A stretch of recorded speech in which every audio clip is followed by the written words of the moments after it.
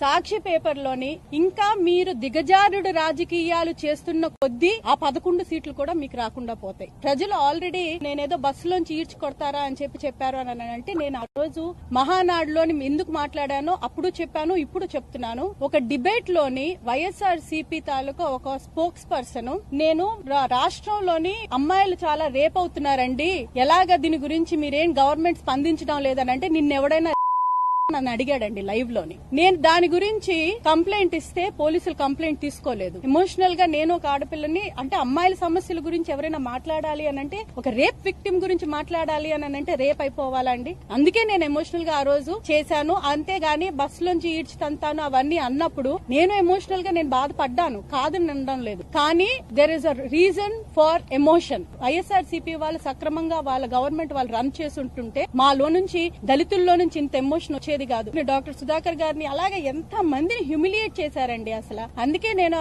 ఈ రోజు మీ పద్ధతి మీరు మార్చుకోకపోతే మీరు ప్రతి మహిళని ఇబ్బంది పెట్టారు, ప్రతి ఒక్కరిని ఇబ్బంది పెట్టారు. మీ పతనానికి మీరే నాంది పలుక్కున్నారు, మీరు 11కు పడిపోయారు. ఇప్పుడు కూడా ఇంకా ఇలా చేసుకుంటూ పోతే నాలాగే ప్రతి ఒక్క ఆడపిల్ల తలకు ఉసురు పోసుకుంటారు.